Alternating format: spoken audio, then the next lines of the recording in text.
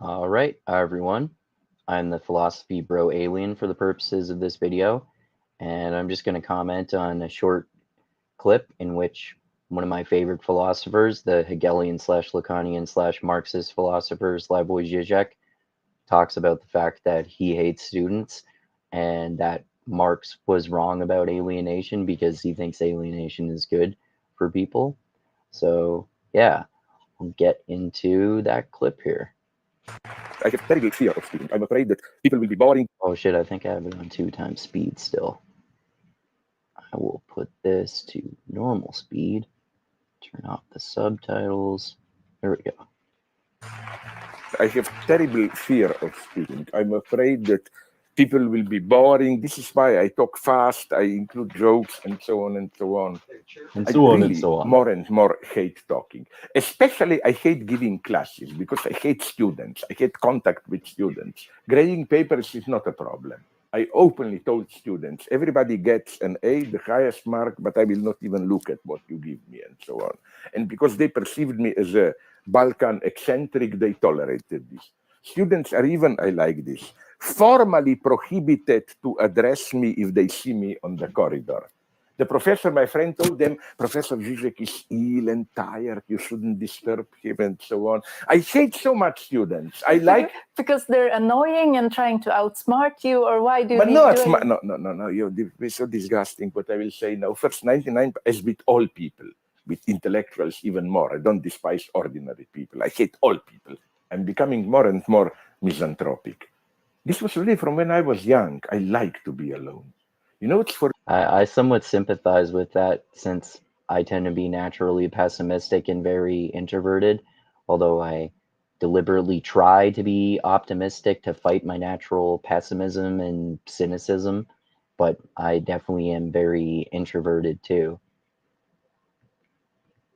For me, the closest I get to paradise. Do you work out? No, it's purely for moral. I almost agree with that too.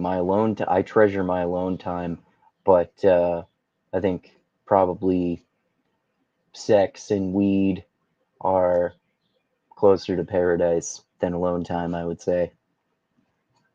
For show off. Moral, ethical reasons. Absolutely never. It's just there. It makes me feel good to be there, you know.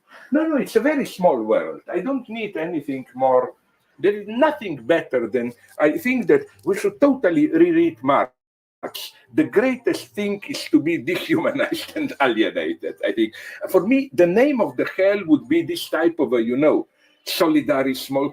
That's funny because Marx, of course, talked about how capitalism alienates people, and this is one of the problems with capitalism.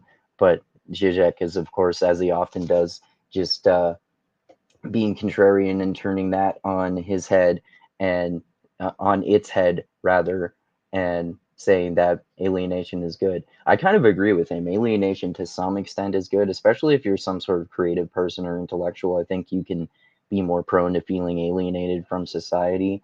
I've always felt that way. Not that I'm a brilliant artist or an intellectual or anything, but I I am kind of like an artistic person and that sort of thing.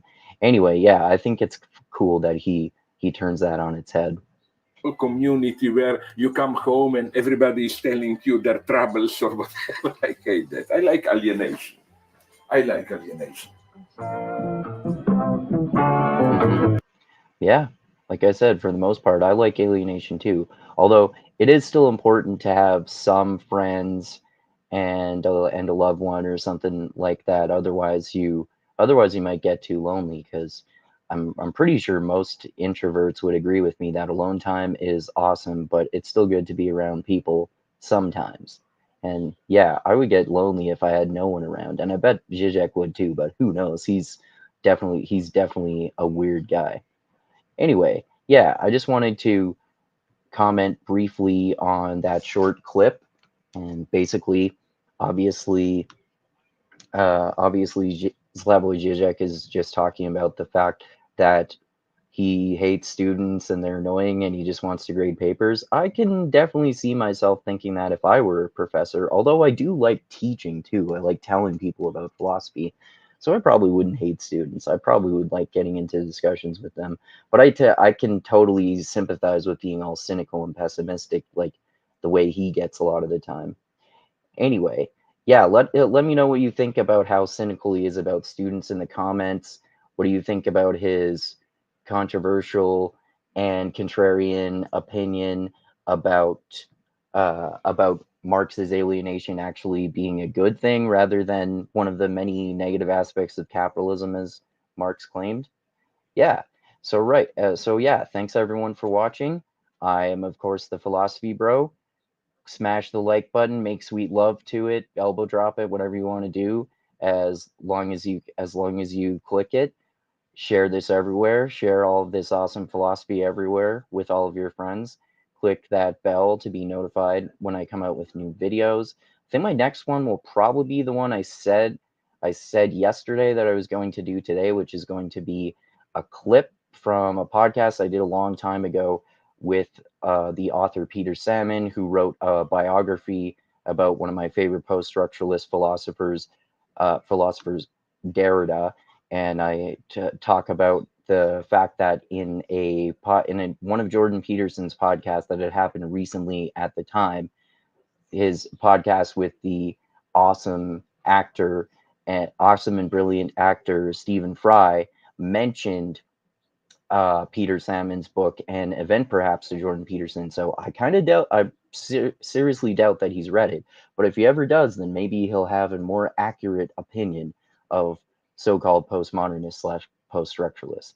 Anyway, thanks to everyone for watching. Oh yeah, check out my Patreon page. Link is in the description as usual. And most importantly, like I always say, always remember this: the funk cures all, and grooves in the heart. And philosophy is awesome, and so is Slavoj Zizek. All right, thanks again, everyone, and adios until next time.